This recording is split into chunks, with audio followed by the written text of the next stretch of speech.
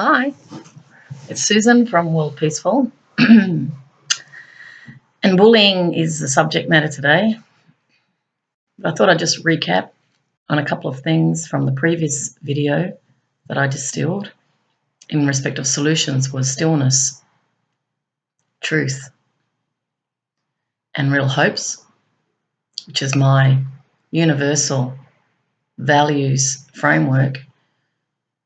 Real hopes is an acronym for responsibility, empathy, awareness, love, honesty, oneness, peace, enjoyment, and service. And if you want to understand more about it, you can go to my website. The reason I talk about universal values is that they are the values that every single human being on the planet is born with. These values are what move us towards true social harmony. They also expand our awareness in situations. We don't just react, we respond. But we're responding from a heart-centered place, not a intellectual or angry reaction. The bullying issue is an epidemic on the planet, in actual fact. The schools clearly have attempted to implement programs to stop bullying. But these values have to be very deeply integrated into the human being in order for peace to arise on this planet. Now, in a lot of my travels, I've attempted to expand real hope through schools. I've written thousands of communications to schools to enable me to deliver the Real Hope program, and that is on my website under school programs. It's an excellent program. It's a solution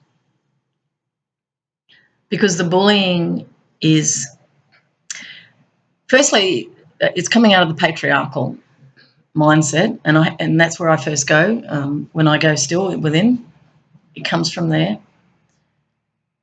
There's a lot of confusion in the males on our planet, a lot, and they will react against that because they're not willing to actually look within.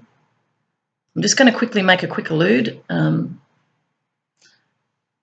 the judicial system here in Australia, the majority of cases are sexual assault or sexual violence against women. This is because the men have not been taught by their fathers how to deal with their feelings. In the Western supposed democracies, I can't really call them democracies anymore because I'm seeing them changing, but let's just say, for argument's sake, Western democracies, we have a very atomized, individualistic type of society where we're very much taught from childhood to be independent, do your own thing. There's more of a sort of a selfishness imbued and normalized within this culture, as it's all about me. In the Asian cultures, that is changing, and other cultures around the planet.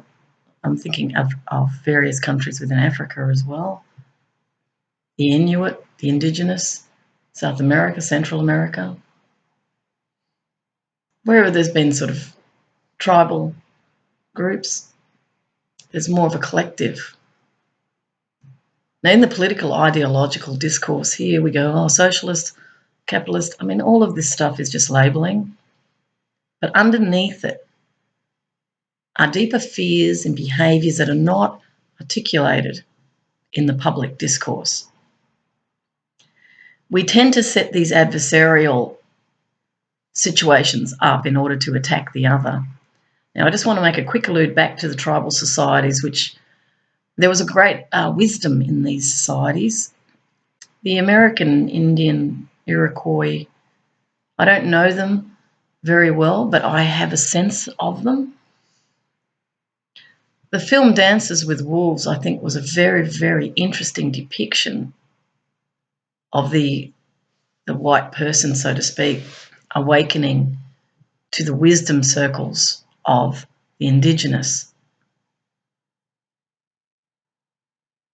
Recognising the relationship with nature, living the simple life, in that case, sharing the peace pipe and contemplating on the problems. Often there was an elder in the tribe, not often, always there would have been, medicine man. I'm going to go still on this because I feel within me very, very strong wisdom, or what they would say, very strong medicine, because we need to heal this planet. The bullying is a disruption. It is a dysfunction, and it's a mental health issue in actual fact, but nobody actually says that, but that's what it is. So I'm going to go still.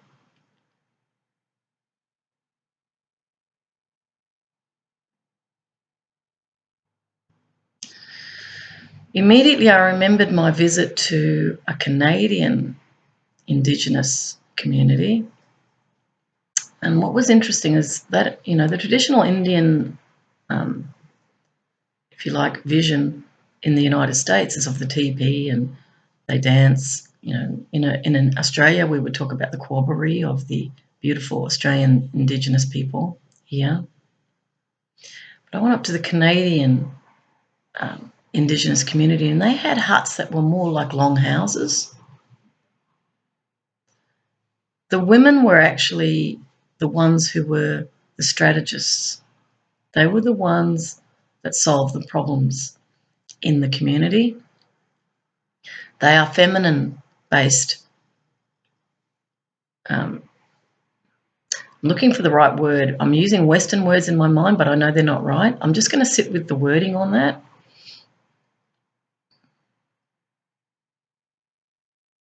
Responsibility comes to my mind. They took responsibility.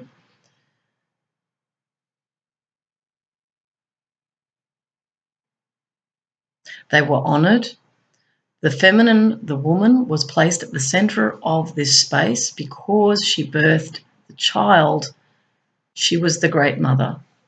We hear about the great mother, Mother Earth. These things were very interconnected to the feminine. In this case, the woman. Although, as I've said in previous videos, the feminine and the masculine move interchangeably throughout men and women.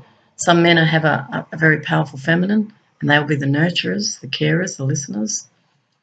The masculine energy moves throughout the male and the female, and they will be the prime movers. They will be the ambitious ones. They'll be the ones charging out ahead. There's a real forward movement energy with the masculine. Tends to be very logical too. And logic is not necessarily the rational. We tend to see logic as rational. There are higher perspectives on awareness. I'm just going to sit with the word rational for a minute, because this is what drives the respect of logic. And I'm not necessarily giving a counter, so just be mindful of when I speak like this, people tend to go into duality on things, us against them. It's not that. It's an exploration of that. So I'm just going to go still for a bit.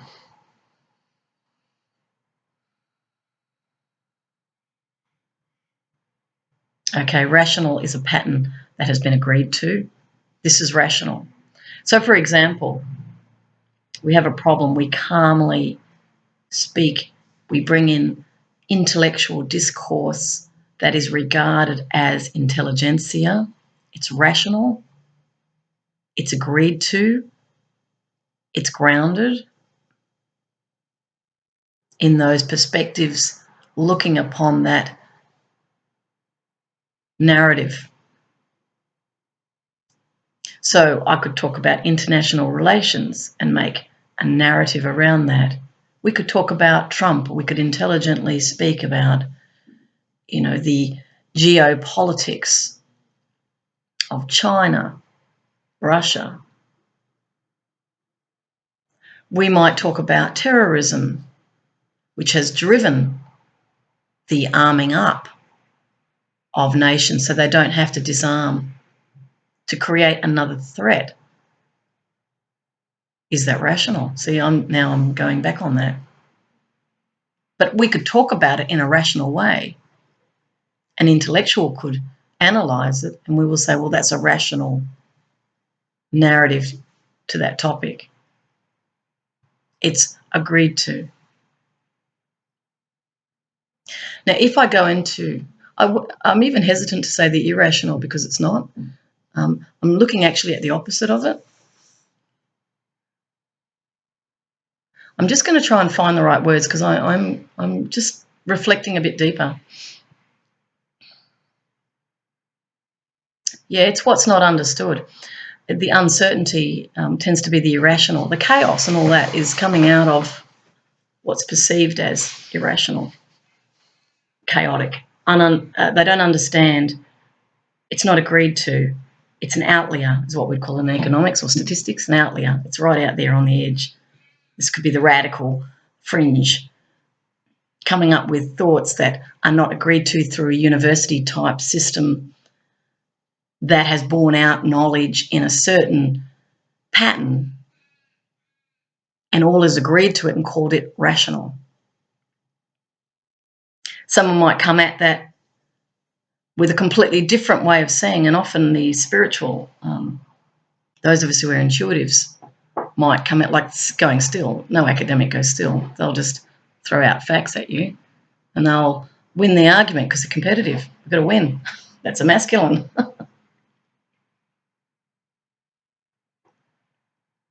I use my communication as a means of problem solving because I actually find through the vibration of my voice, I can go into different ways of seeing. That's why I speak. People think, oh, they all talk too much. No. The talking is vibrational. It's connecting. It's not holier than thou or I'm right, you're wrong. I'm using the voice. It's like a song line. Now, that would seem irrational to someone of a logical, linear persuasion. So why am I going into that? Because what I was doing was setting up a contextual field to look at bullying, and I was utilising the patriarchy, the top-down. I haven't gone into the dynamics of bullying yet, but I was contrasting it with the Indigenous, which is more circular. We're more linear in the accepted Western narrative. The Indigenous is more circular. They have circles, they pass the peace pipe, and I brought in Dancing with Wolves, which is the American movie. It's worth looking at. As a soldier who doesn't want to lose the frontier country, he sees things changing with the violence of his people and the destruction of the Indigenous people. There's no respect there. And this harks right back to the British imperialism. It's imperialism. We can go to Rome. We can go beyond that. The Chinese imperialism, we've had histories of this, of superiority over others through the use of force and control. This is not a new narrative. Bullying is what it is. We bully to get what we want.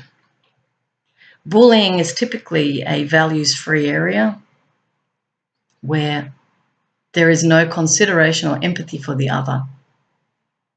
We're seeing it growing in the schools because the children are not getting their emotional needs met at home. Parents are being pushed out to work. This treadmill that we're on is speeding up. People don't have the time to spend with their children, and they're encouraged to put them in childcare centres, which disconnects them even further. There are some studies coming out. I haven't read this one yet, but it's to do with the moral disengagement of children. And that is not surprising to me at all. I remember having insight when John Howard was in power. There was a lot of machinations around women going to work. And I did wonder about the religious tone of that in respect of women. There was also women staying at home. There was oscillation between the two. And that's where I got that sort of thought at the time of, is this about religion? Because when religion comes into a secular parliament, it comes with a lot of baggage because they have perspectives that they believe are true unquestioningly.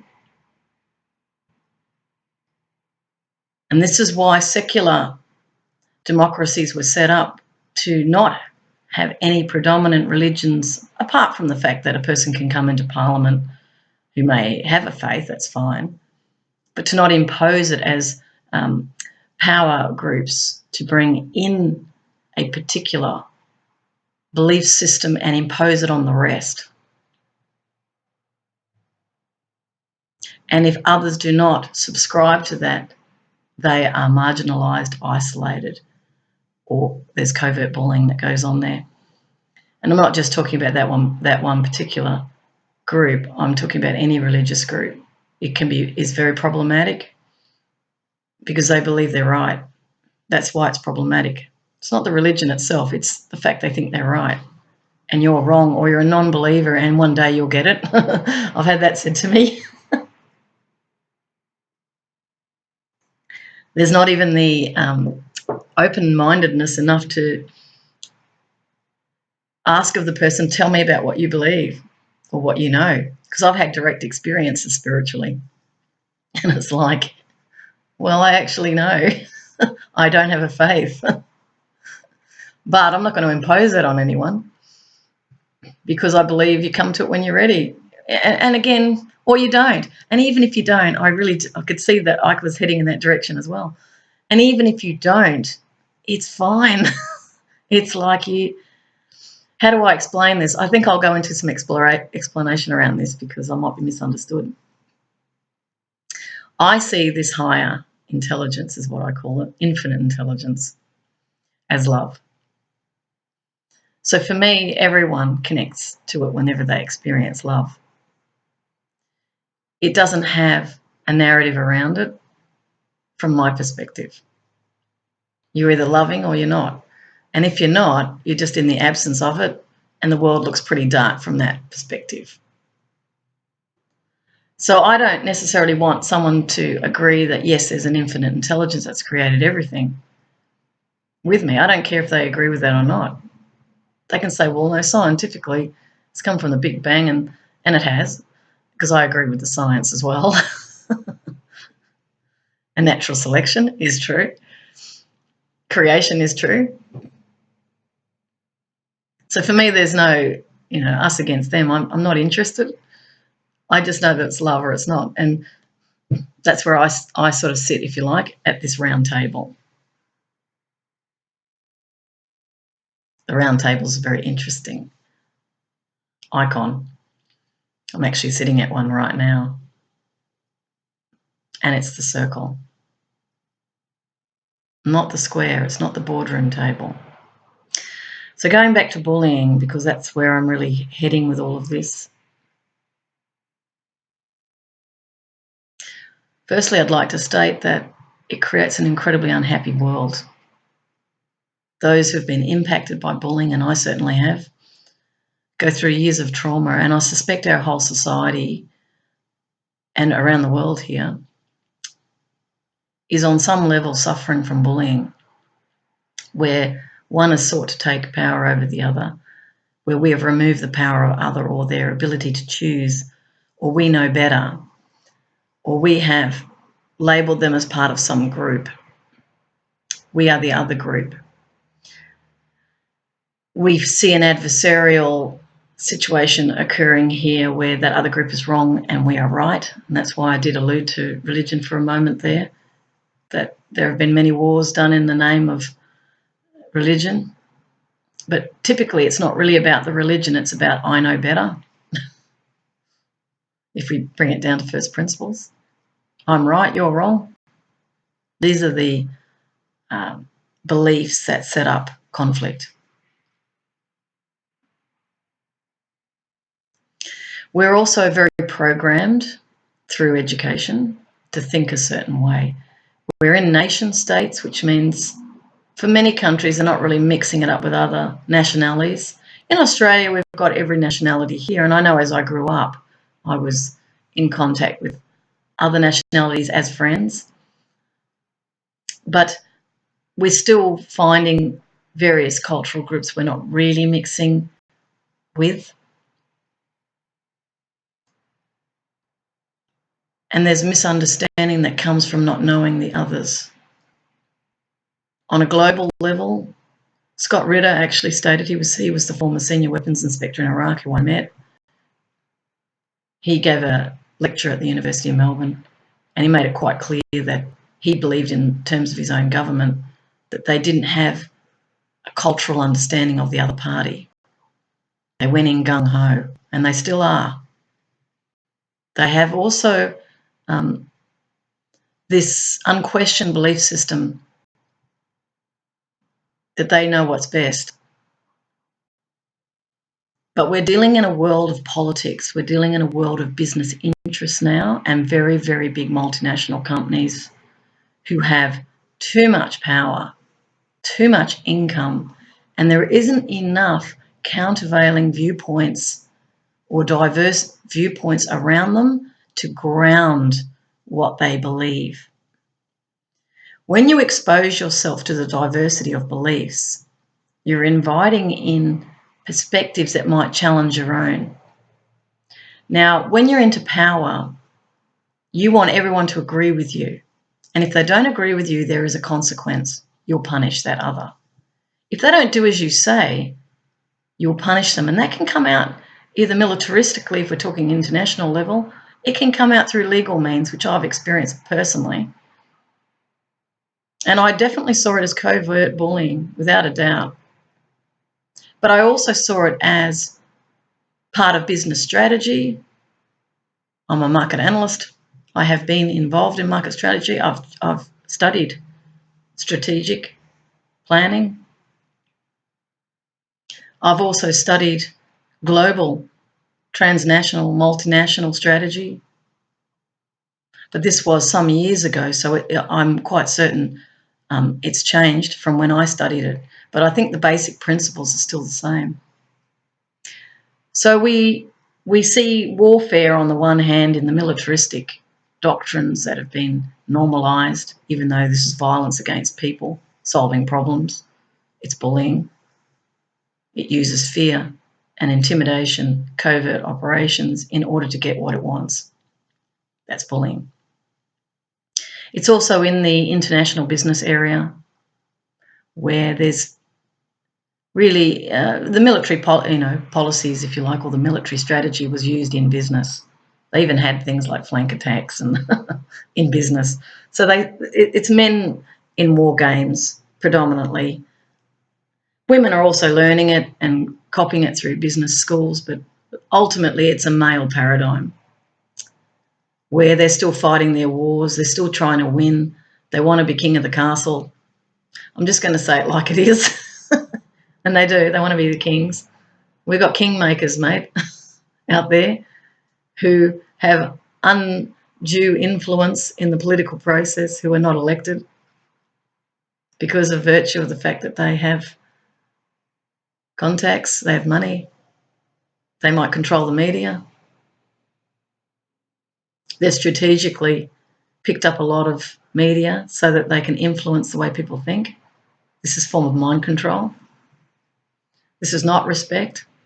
Real respect enables the voice of the people to be heard in all its colours. Control wants to massage that image. PR wants to spin it. Public relations is PR. PR wants to spin it so that you see it a certain way. The movie Wag the Dog is a really good one. That's well worth seeing, and that's really looking at the spin doctor behind a presidential campaign. This was a US film. And how he was creating a war. This was not a real war, by the way. This was a war created in respect of this story through video, where they created an Albanian conflict situation which put the country onto a war footing, which was designed to boost the popularity of the incumbent president. It was his little covert operation so that he didn't lose the election. And today we would be looking at cyber manipulations, inserts into the internet that look real and aren't. And so we're dealing with manipulation. So that problem of bullying It has many, many manifestations as it seeks to win at all costs. It wants to fully control everything. It's like living with someone who is a control freak, is the best way to put it. They have to have everything their own way. Have you ever lived with someone who is OCD, has to have it totally clean, tidy? I've met someone like this, and you can't move a thing out of place because he notices. But I did. I quietly moved things just to see what he would do. Didn't like it because he's that insecure inside. It's a mental health issue that he needed to have everything in the precise order. He has to feel he has total control, and that would include a partner. He would have to give up on me. It'll never happen. Someone will go, oh, yes, we can control you. Oh, well, give it a go. I might comply, I might not. Depends on how I feel at the time. It's called free will. That is the actual seed of democracy, is free will. It's also the human nature. It's not even democracy. We go way beyond that. You make choices. So Wag the Dog was really showing the American public and the global public, really, that these events that we see on television where the president speaks and, we've got the press person who gets in there and spins it, are deliberately designed for our consumption so that we will be pacified. It's called pacification. It's pacifying. So they don't get opposition. So this bullying it's gone way, way back. It's not even the current, array of leaders or the current array of business leaders. This has been in the human condition probably since, I would guess, and I'm no expert, but I'd say since the agrarian revolution, when we moved from the tribal nomadic life into agriculture, where we produced our own food on larger scale, where we became villages over long periods of time, where slowly but surely we built up more and more tools as we creatively innovated. Once we created a form of currency, that is when the bullying started. Because so the money lenders were the beginning of greed. I will make a quick allude to religion because I felt Jesus. I'm not a religious person myself, but I do connect to some things. Jesus turned over the tables of the money changers for a reason. He did exist, by the way. I have felt that. Definitely he existed. But I don't necessarily think what they've written about him is true. It was written after he died. Some of it would be. Some of the parables and stories would be. But I think there's been a lot that's been manipulated in that too. From my understanding of the Vatican, many books were removed out of the Bible. I'd be interested to know about the books that were removed from it, because that would have been the threat to power, you see. That's why the religions became distorted, was power. It became power for those inherent in it. So going back to the money lenders, they're the quintessential essence of where greed really began. I'm also feeling the words hunger as well. So it's not only the money lenders, but there is a seed that's come from hunger. Perhaps it's even a collective memory of hunger. Not enough. So greed tends to be the flip side of not enough, or the fear of not enough. So some trauma, some collective trauma happened, which birthed that. So the money lenders at the time, the beginning of the fractional reserve banking system was really about them taking gold and exchanging it for promissory notes. And that in itself, over time, they didn't need the gold so much. It just became the currency. and then they lent out 80%, kept 10 or 20% on reserve, or 90% was lent out, 10% on reserve. And so they were able to make money because they borrowed out. They lent the money that was on reserve. They lent that out, and they lent out that 90%. So you can imagine if you're getting interest as payment, that became currency, coins, digital. In the end, became digital currency. Just want to go still with the money lenders.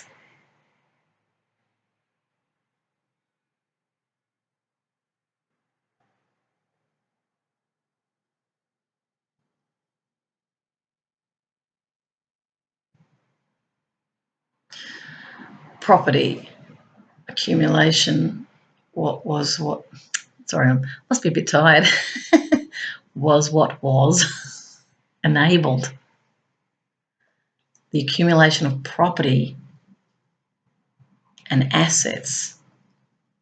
We're going back thousands of years now, maybe hundreds of thousands of years even. Not quite sure when it all first began, because I don't have a history book. I'm just going with intuitive feeling. The ownership of property became the problem because this one had more than that one. This is where we moved away from equality. We also had lords. I'm thinking of British history, so please forgive me for those in other parts of the world who had a different history. We tend to think the whole world is coming out of England. It's not. There's a lot of cultures that haven't had the prominence, and therefore we haven't had the benefit of that diverse viewpoint.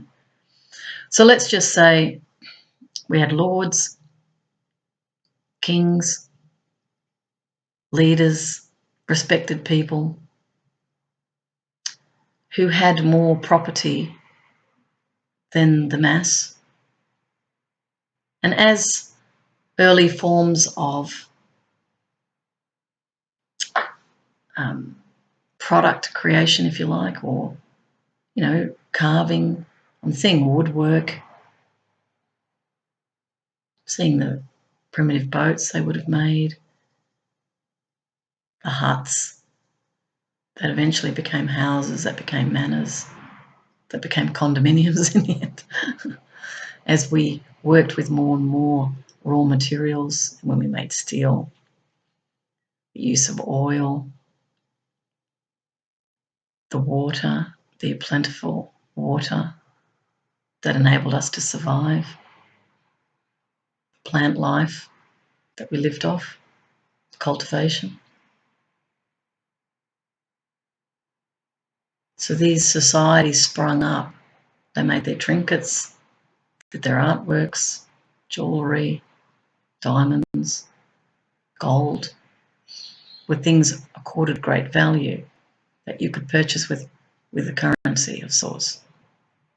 Currencies have emerged from shells. I think Carew shells were a form of currency. We had barter, people exchanging. That was very common in Indigenous. You give something to someone, someone gives something back. There was sort of that mutuality there. Whereas in the money system, if you've got the money, you can buy whatever you want. And that gives you access because the whole system is based on money. Those with the money rule the world. Is that not true? Those who have the gold rule the world. Back to the money lenders. Gold.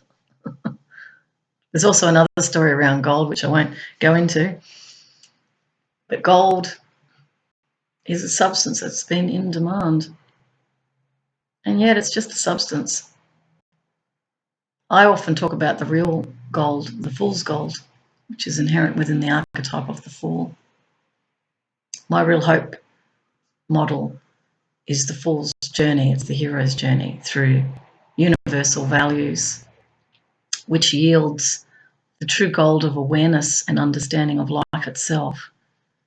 So when you're on your deathbed at the end, you can rest easy knowing that you've lived the life that you wanted to live, or that you've gained a lot from the life that you've lived, that it's been truly rewarding. The true rewards in life have nothing to do with money. It's to do with what we learn. It's to do with the love that comes around us. It's to do with the sense of making a difference. These are the things that really matter to people. So the gold, the money lenders, the greed, the influence naturally move towards corruption as you bribe people to get what you want, because ultimately the core essence here is I want to get what I want and I'll do whatever I have to. If I don't have any morals, well, then I'll be ruthless. That's how ruthlessness happens. I don't care. I'll just use whatever means to get what I want. And I've done it before. They've been intimidated. It worked. So when people allow bullying to occur, when they make it easy for them to bully them, they make it harder for the next one, because they then think, oh, well, I can bully the next one. They got no money. They got no influence. They're nothing. I'm well connected. I'm on lots of, I'm bringing up to the present day now. I'm on lots of boards. I'm in with government. I can do whatever I want. I'm king of the castle. And I'm jumping on the bandwagon with everybody else as we co-create, and they use that language, this brave new world, which is a world of bullying in actual fact, without a doubt. And the image of Orwell comes up. Immediately I see the big face. And funnily enough, in that film, Wag the Dog, it wasn't Wag the Dog, it was Snowden, because I was watching Snowden as well. I watched another one, which is I was investigating more deeply how the intelligence community works, because I find it interesting. And I see them as also part of the bullying, definitely. Without a doubt, the intelligence community's lost its way. And for those who are actually concerned, who are in the intelligence community, you have every reason to be concerned. I get it. And there have been whistleblowers. Kevin Shipp is one. I highly recommend checking out his videos, geoengineering. I've actually sent it off to the link to the Senate, and I actually sent a link to the court. So the bullying, that big image, I'm just going back to Orwellian image, that film I saw with Snowden, where he had gone through the experience of being shown the mass surveillance of citizens. And he showed also his colleagues. So he was working as a contractor in the CIA, I believe, NSA, underground base in Hawaii. I believe that's true. If I'm wrong, apologies. I'm not an expert. He was being shown how intrusive the surveillance technology is, in that it utilises computers and cameras. I mean, there's a whole myriad of things that they use. It's way beyond the public comprehension to the extent of the surveillance, and it's way out of control, is what they said in the film, and they were quite right. He was even able to look through a computer that wasn't on with his colleague, watching a woman undress. I mean, that's totally inappropriate. That's stalking, and that's official stalking. Ethical stalking? I don't think so. He also showed his colleagues, and I'll get to the big image in a minute, he also showed his IT colleagues a map of the world, and he generated numbers on the number of people being surveilled. The United States had the most surveillance, his own people. Now he stood back and go, aren't we supposed to be defending democracy here? Isn't this supposed to be about the people? That was a wake-up for him. That was an awakening for Edward at that point. And it would have been terrifying when you realise your whole world, this is where your whole world becomes disillusioned, because you believe that you're actually working to prevent deaths, because he said that. He believed he was saving lives. It was an honourable thing that he thought he was doing. And when he saw that his own people were being surveilled, and the computer programs that have been designed to go for keywords, that all communications, I know I'm being surveilled even as we speak. And I have a fair idea who they are, but it's okay. I'm just intrigued by that. And the only reason I'm being surveilled is because I'm investigating the corruption. That's why I'm being surveilled. I haven't done anything wrong to anybody. I've committed no crime. I'm asking questions as a citizen because I have a really strong feeling that there is something really wrong going on. And I don't want people to be hurt. I've always felt a strong sense of social responsibility. That's why I'm doing it. But I'm being surveilled because they don't like countervailing views. They say, oh, she's dangerous, she's going to get up and people are going to follow her. Well, they might. They might not. If they do, well, who are you in relationship to that? What information are you blocking from yourself by suppressing the voice? And it will be a future voice of those who are honest enough to speak up.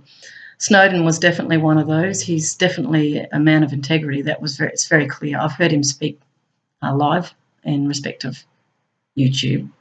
It's not really live feed. I'm really just saying that I've seen him speak. And my intuitive feeling was he was an extremely honest person and very brave. Nobel Peace Prize comes to mind. If it wasn't politicised, he's the sort of person that should get it. This is the whistleblowers have the greatest courage because they put their lives on the line. And those who have much to hide scurry to shut them down.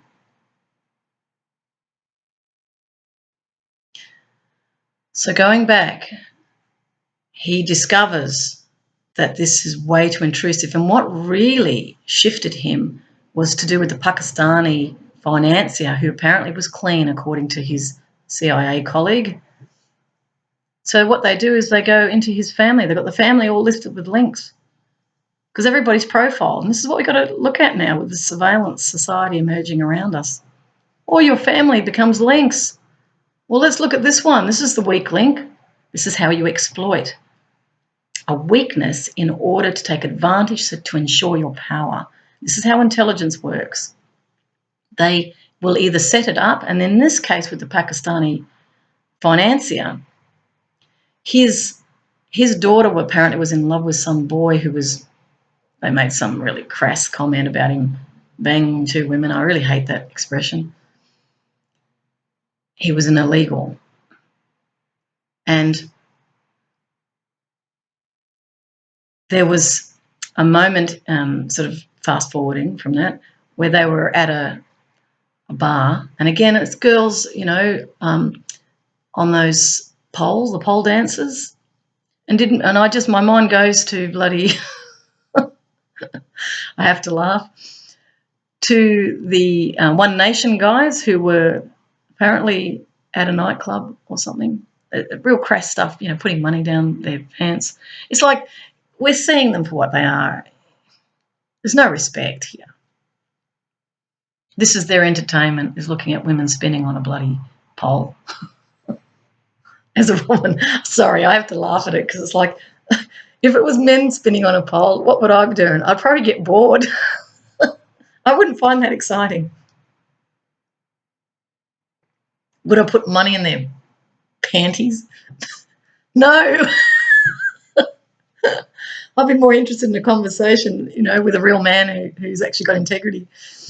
Aren't we different sometimes? And I'm not saying all men are like this because I know they're not.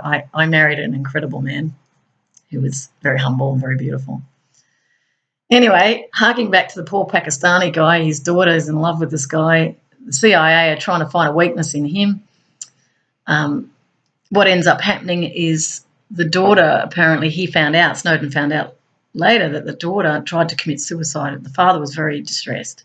She was only 15 because this boy got deported. She was in love with him. But what Snowden was concerned about was the lack of care. They didn't care at all. So what if she kills herself? Oh, well, that's good. Maybe we can use that. This is pathological mindset happening, is what was being depicted through this film. And I know that it's true because it has to be. How can you harm another? You'd have to have an emotional disconnect to do it. For men, it seems they all glorify it through war and, objectives and, well, it's got to be done, collateral damage. From a female perspective, we just go, what the? You can't sit down and dialogue and work out a problem here. Why is power so important for you? Because you've got to remember, we women, we've been in a position of, in many respects, powerlessness for most of human history. The women, apart from, there have been pockets of time where matriarchy has been in power, but for the most part, let's just say, history has been predominantly patriarchal, which is male power. There's a whole different mindset that comes with that. And there's a whole lot of acceptances of violence, that it's somehow doing one's duty. Well, it's not. You're actually killing someone. If we put the cards on the table, you are trying to remove a problem by creating great fear to achieve that objective. This is bullying, without a doubt. And bullying is power over someone. It means you're powerless. And that's the real problem that's never looked at. It's the powerlessness you feel if you don't get what you want. I want you to really take that in, because this is the truth of the matter. That pathological, detached mindset is actually occurring through technology.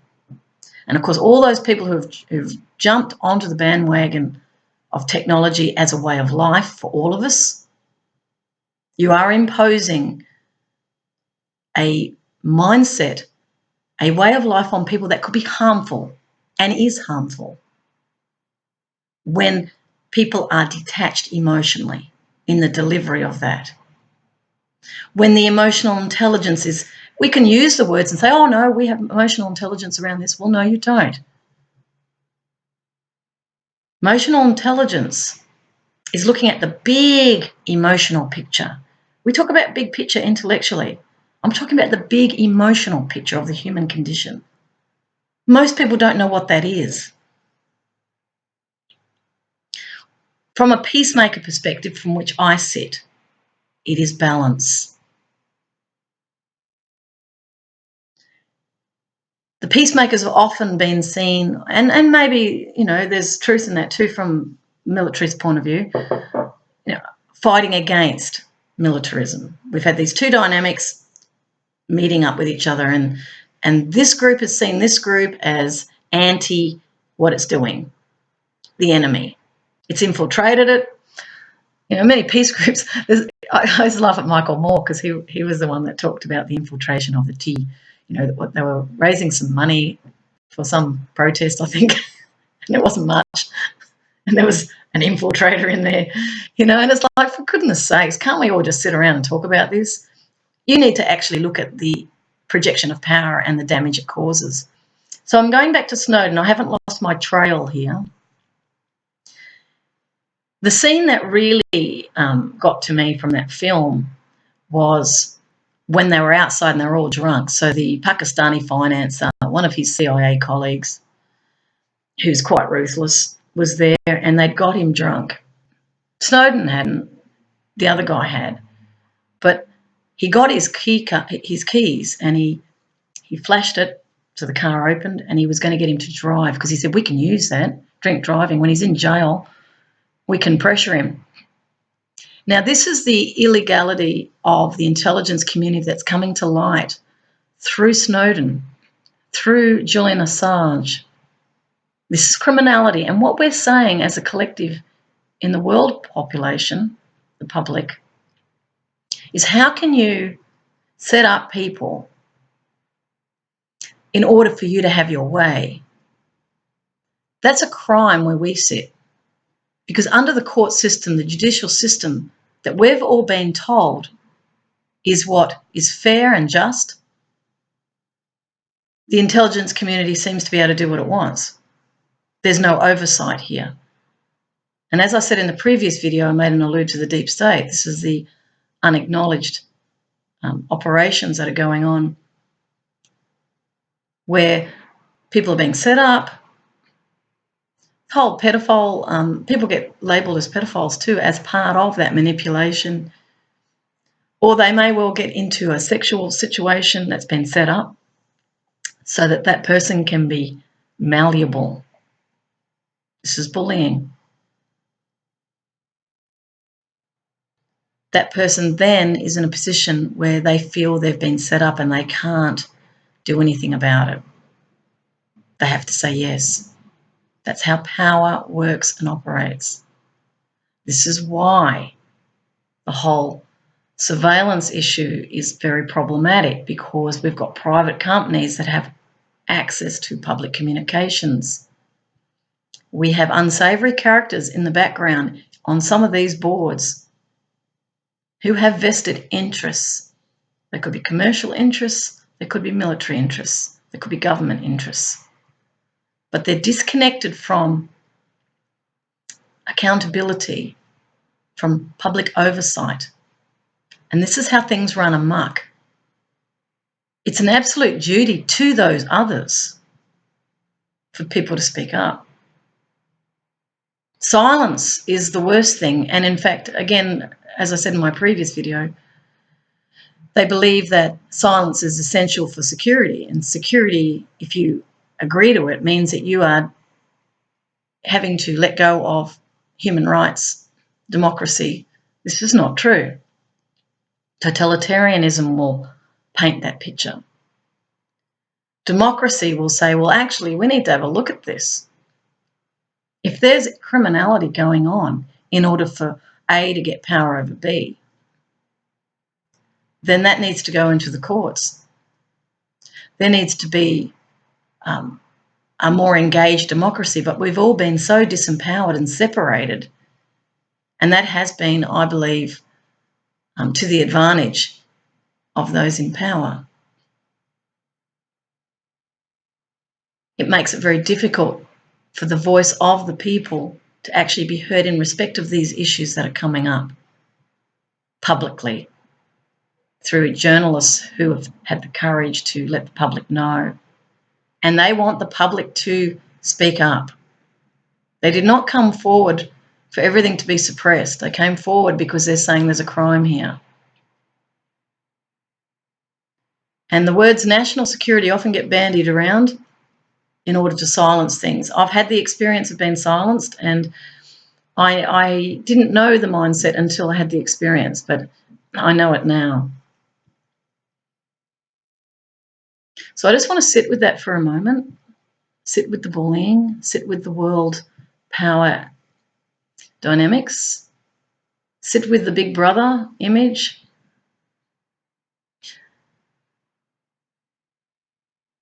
I'm going to sit with the environmental collapse happening at the same time, and I'm going to sit with the awakening of humanity, because they are awakening. So what I'm saying is no new discourse. This is already out there. I'm just giving voice to it. Put my jacket on, it's a bit cold whilst I sit with it. I'll snuggle up to all of that, and let's see what comes from it. Because I love everyone, including the ones who are very naughty, the naughty children, even the ones who care nothing. You know, the Pol Pots out there, the Hitlers out there who are pretending they're, you know, decent people. And even that's a label. They're just disconnected. It's a mental health issue is what it really is. All bullying is. So I just want to go into that.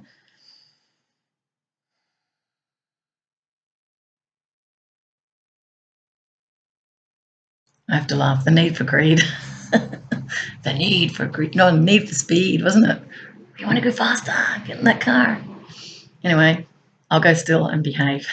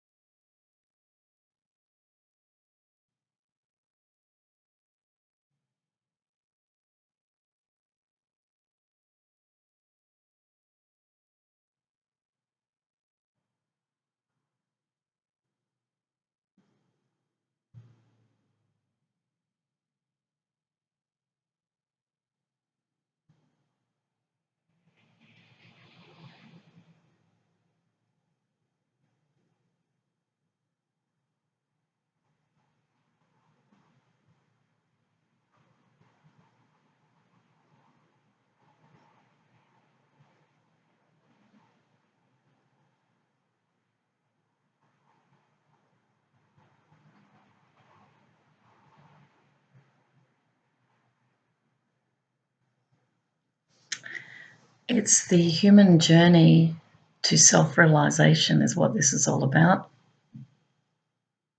It's like Edward Snowden depicts, if you like, the human journey, which is, going through these experiences that he did as he started to awaken more and more to what was not true. That's disillusionment. And that's what's happening to the whole of humanity right now, is that all the things that we had believed in, and they all know because they're surveilling us. That's why they're worried. God bless them. Don't mind me, just having a stretch. Yeah, he came to self-realization out of his love of the public. He put the public first, which is really what we want of all our leaders, is to put us first, not them and their needs. And Julian Assange, I want to bring him in too, because, he's sitting in a cell in Britain for breaking bail, which we all know it's not about that. See, another lie. The lies actually don't set you free. The lies just get bigger and bigger, and the public get more and more disillusioned because they can see through it. He's an Australian like me, and I actually met someone that knew his mum, actually went out with his mum, and said he was a nice kid. You told me some other things, which I'm not going to repeat, but let's just say that some more disillusionment happened through some of the discussion. I only met this guy once. He was an interesting character as well. So I want to focus on Julian for a moment. The geek, the IT geek who cracked all the codes, who wouldn't go out in the sunlight. Apparently he spent forever inside on his computer. But he turned out to be quite a pivotal character. Not quite, I'll drop the word quite. He is a pivotal character in history, without a doubt. He and Edward Snowden both. And Manning, Bradley Manning.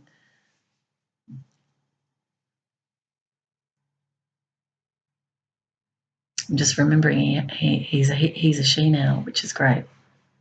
I love the respect that people are giving her. I've just forgotten the first name. Chelsea. Beautiful, beautiful looking woman.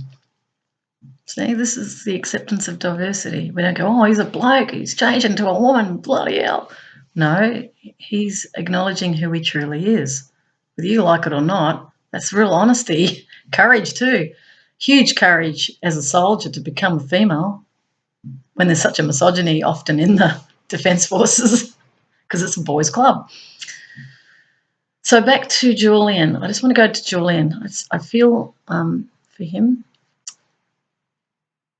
He was certainly betrayed at the embassy. He was supposed to be having political asylum there, protection, and that changed politically, didn't it? See, the politics are the weak link here. You get a favourable politician in, and out he goes, which is again not honouring that. I mean, I would think all the countries, their embassies should be concerned about that, because it means that their leaders can be interfered with and that means that asylum or protections can be revoked through those in power. We don't want that. We want equality, and we want people to be protected if they're acting in the public interest. And those who aren't protecting them are showing the opposite's happening here. They're acting out of their own interest, and I guess it's just making it visible. It is what it is. I'm really not... I don't have an energy of condemnation around me in any of this, because I see what it is. So again, sitting with Julian for a time. I just want to sit with him and his skateboard. His skateboarder, yes. I used to be a skateboarder. W-ramp. So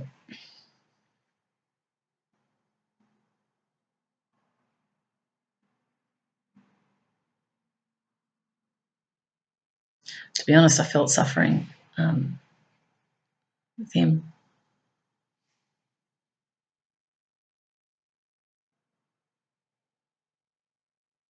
Yeah, there's great fear around him. He's in a lot of fear. Doesn't want to be extradited to the US. Don't blame him. How is he a traitor to the US where he's an Australian? Or is this country now another state of the US? I notice our laws are starting to mirror theirs. Television is the same. Industries coming here, making Australia their home. They even have their own minister and they're not Australian. Find that interesting. Close relationship. We have close relationship is being, let's say those in power do. I, as an Australian citizen, have no relationship whatsoever with the United States government. Other than, I haven't even really met anyone in the US government. I've met whistleblowers and I've met soldiers who were very nice. But the Australian people, so when statements are made that, I know that Scott Morrison's going to a state dinner, and I just talked to my mother yesterday. I don't really watch TV, but didn't realise he was there now. And I did see a comment where he said, it's all about the Australian people. And I thought, no, it's not. It's about you. Nice try. Good salesman. But we, the people, inclusive of the US people, we do relate. The British people and Australian people relate, Canadians. But I was relating, when I travelled around the world, I was relating to everybody. We share similar cultures, but I think we all share similar problems with our, what we think about what's going on. I think a lot of people are very concerned about what's going on, and we see these alliances happening. We see narcissists in power, and people go, oh, my God. And your narcissist is the ultimate bully. I've had the experience. I've actually researched narcissism. I might go there, actually, narcissism. This Brooks No Challenge, a narcissist. And I don't really like using labels. Let's just say they're suffering from narcissistic personality disorder, because they are disorders. These are dysfunctions mentally where they see in a certain way and they're disconnected internally, emotionally. So I don't really want to demonise the narcissist either. I may joke, but I don't really want to demonise anyone, because that is not what I'm about. I do want to respect. And when I say respect, I'm not saying that they have earned my respect. What I'm saying is I respect all people unconditionally. They don't have to do anything to get the respect. It's already there. So narcissistic personality disorder is attention-seeking. They tend to objectivise the world. They see things as objects. They don't feel empathy for the other. Now, we're seeing in Australian workplaces more narcissistic personality disorders happening because of the over-intellectualisation of life. So when you're constantly in the thought process and you've been encouraged not to feel, not to emote, not to express, because we're rational, right? Remember the conversation I had about rationalism, an agreed to pattern of thought tends to be in the masculine narrative. So narcissists, it's all about me. I don't care about you. I'm going to get rid of you. I'm going to get rid of you. You're in my way.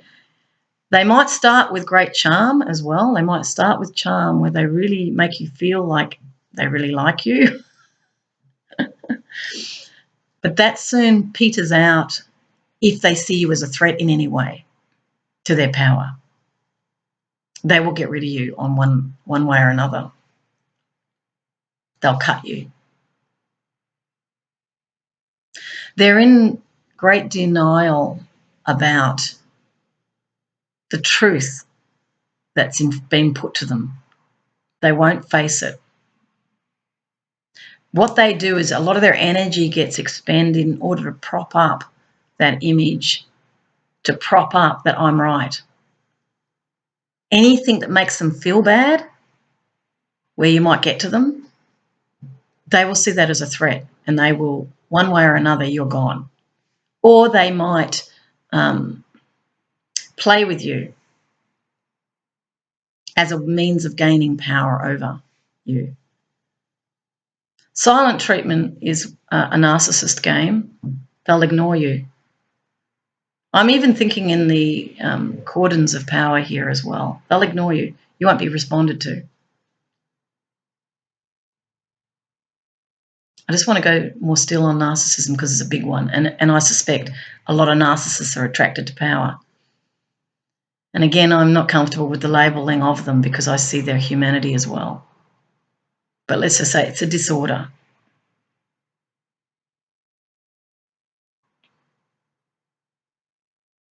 They surround themselves with yes people. They bring their people to them. They get rid of those who would be the contentious voices, the ones that make them not feel good. When they hate you, they really hate you, and they will seek revenge on you one way or another because you've hurt them, they think. They won't take responsibility and look inside and say, well, maybe it's me. They will always look for a way of defending themselves. Nothing's out of limits in respect of what they'll do and what they'll use.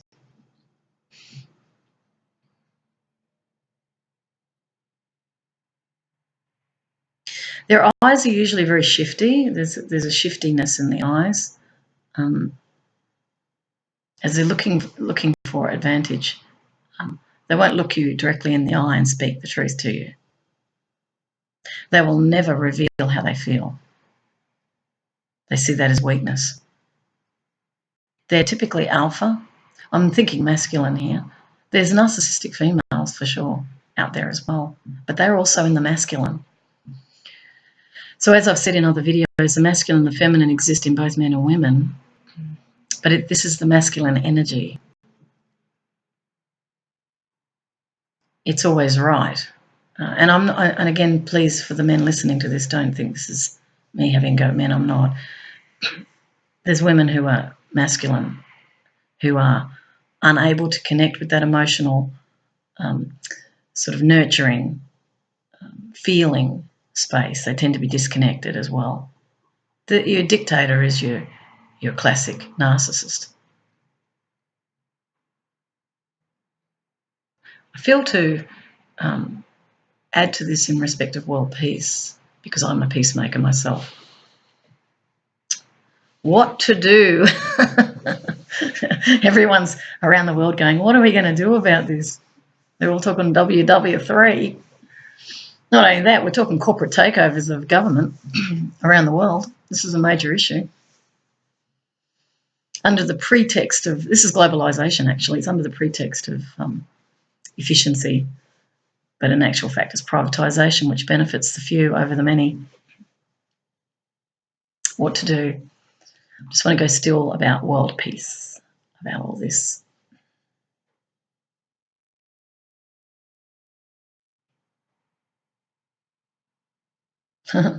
Everyone has to speak up.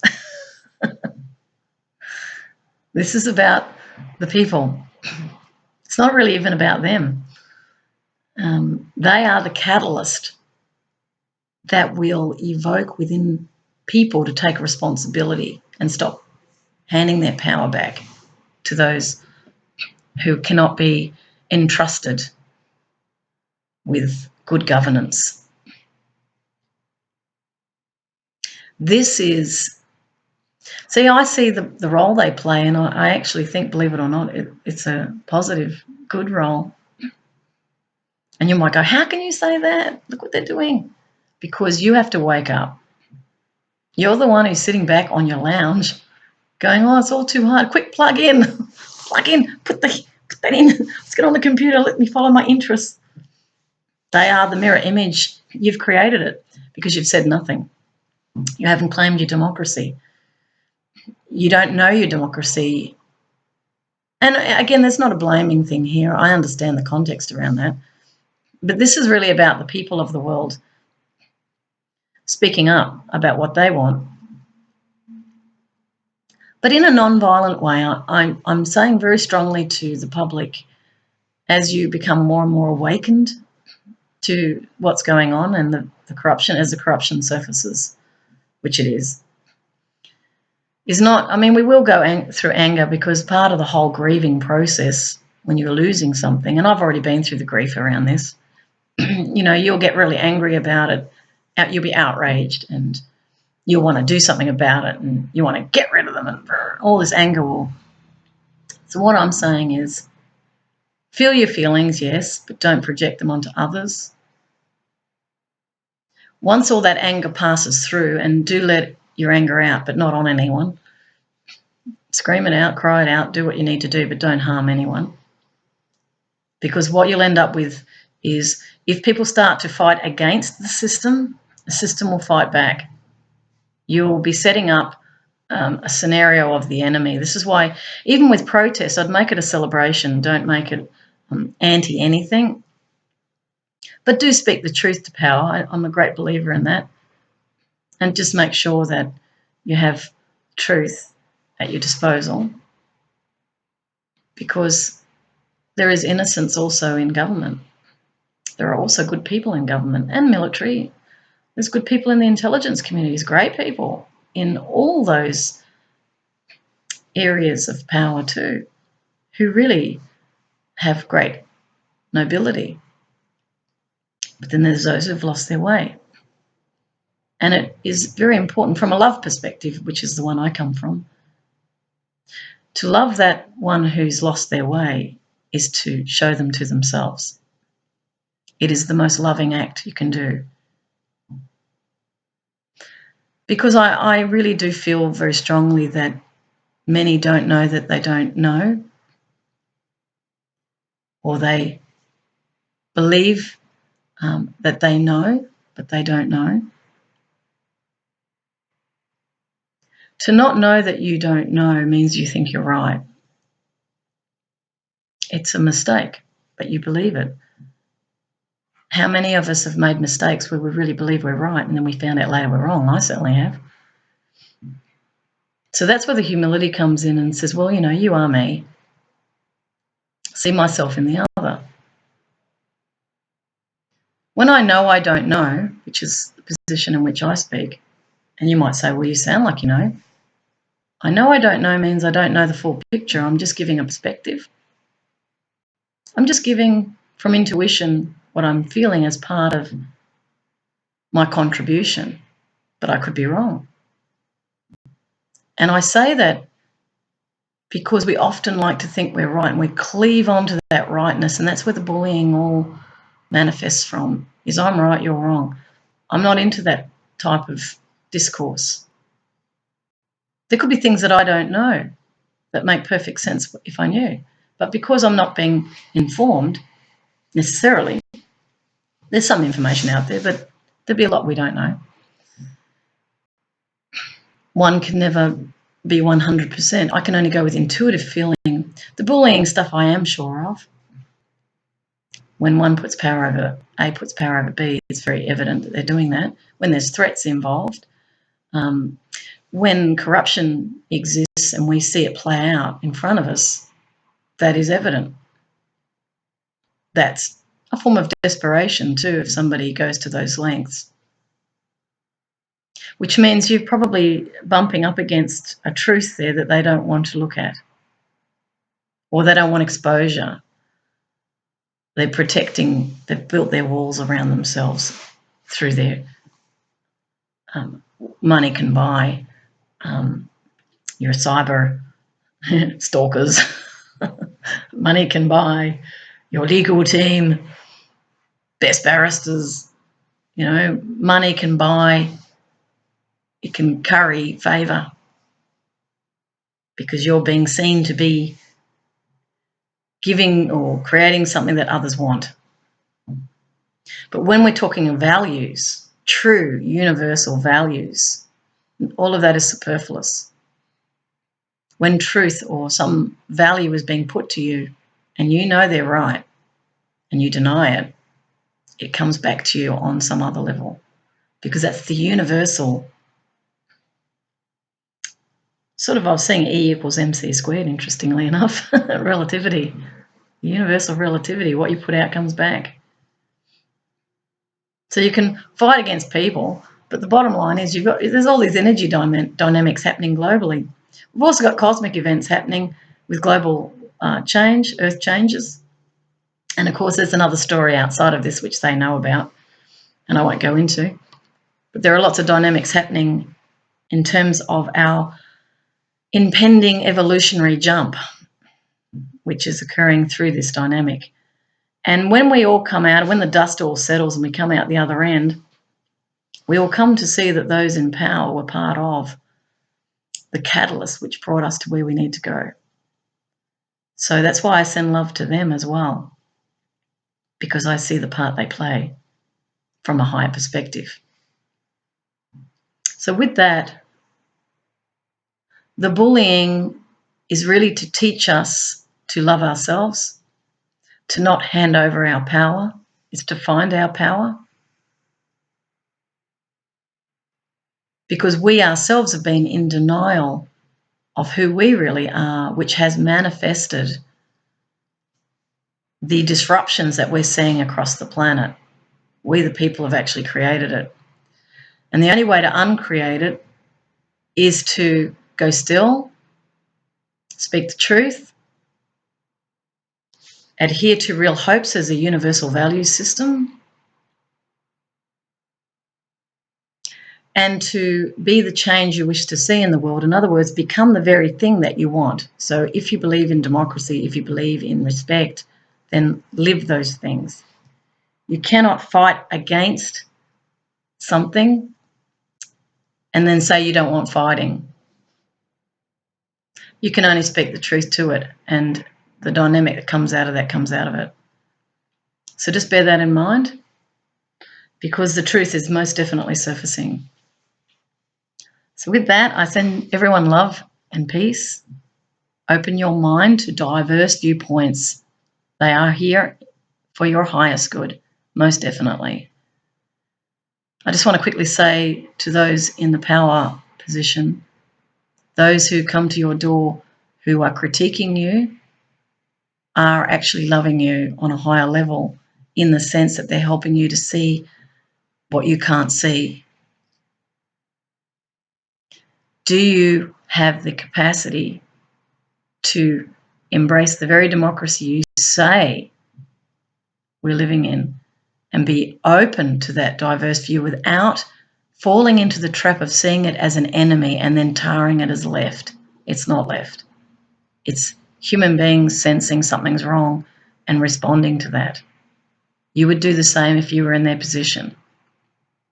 This is how we move across the floor. This is how we move to the center, which is where all conflict resolution moves. When we start to recognize there are other viewpoints here in the room, not just your own.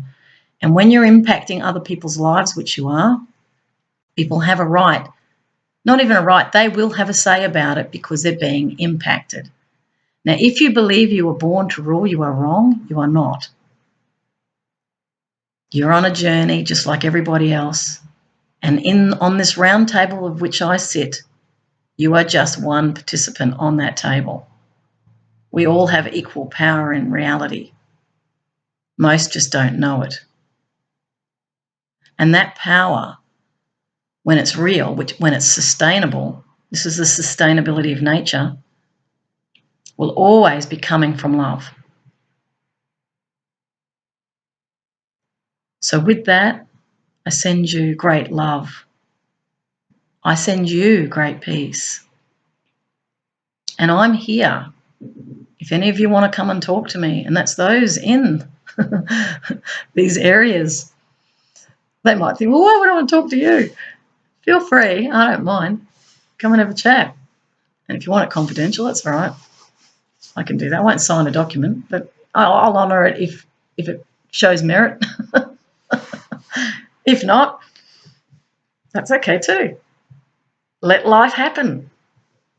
You're here on a magical journey, mate.